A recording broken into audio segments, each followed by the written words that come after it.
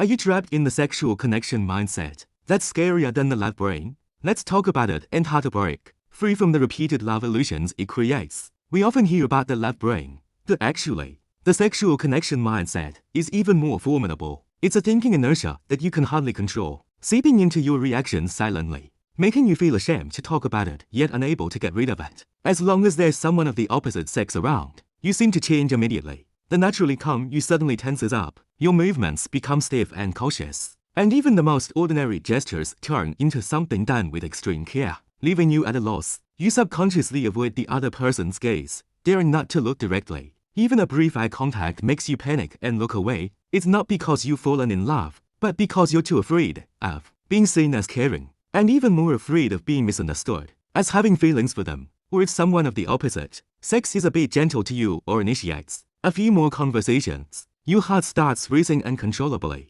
You can't help but replay a thought in your mind. Does he like me? Then, those ambiguous emotions that haven't even taken root flood in instantly. Scenes that are sweet but unreal emerge, like clips cut from an idol drama, secretly pieced into your own fantasy script. Every time you meet someone of the opposite sex, the first thought that comes to your mind isn't "can we be friends?" but an instinctive assessment of whether they could be a potential partner. If they don't meet your standards, you subconsciously keep your distance, even dismissing the possibility of being ordinary friends. Especially when facing someone of the opposite sex who looks outstanding, you can't help but tense up, paying extra attention to your words and actions. For example, you repeatedly fix your hair, adjust your sitting posture slightly, and pretend to be calm, as if every detail might be observed silently. But the more you deliberately act natural, the more flustered you feel inside. You almost dare not look him in the eye, for fear that a single uncontrolled glance will reveal all your unplaced emotions. If you've had similar reactions, please don't blame yourself in a hurry. It all actually has traces to follow. Psychology points out that the formation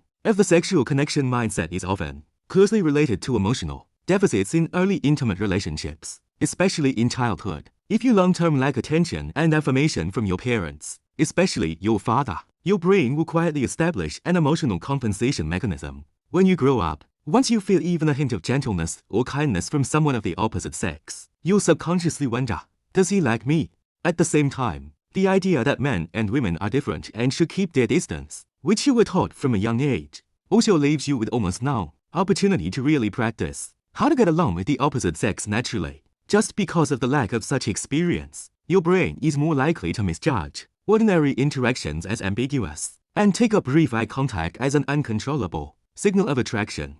Moreover, from childhood to adulthood, the idol dramas and romance novels you repeatedly expose yourself to almost all revolve around love stories, such as the domineering president falls in love with me, childhood sweethearts become a couple, etc. These settings are poured into your brain repeatedly, quietly shaping your emotional imagination. So you start to unconsciously put on a love filter, and in reality, you also habitually link many ordinary daily interactions with love. Even can't help but fantasize whether those dreamy plots will happen to you one day. So what exactly can we do to stop falling into the repeated love illusions created by the sexual connection mindset? First, recognize that this reaction is not your flaw, but a psychological mechanism that can be understood and repaired. You don't need to deny yourself in a hurry. Just be gentle and aware, understand it, and slowly establish a new way of getting along with it. Second, learn to take off that love filter. Every time you meet someone of the opposite sex, don't rush to label them as a potential partner. Instead, let go of your assumptions, see a person's true self sincerely,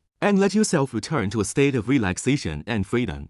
The third step is to try to practice how to get along with the opposite sex naturally, without developing a relationship as a premise, and not rushing to find the possibility of love. Start with a simple conversation and a relaxed friendship. You will gradually find that people can understand, appreciate, and accompany each other without love. This kind of approach without a preset direction will quietly loosen your debt. Intimacy can only lead to love, allowing you to slowly learn to build connections between people in a more relaxed and comfortable way. Some relationships, even if they don't lead to love, can still illuminate and fulfill each other. May you no longer be nervous and uneasy because of others, and not lose yourself in illusions. Your original self is already precious enough, worthy of being treated gently by others.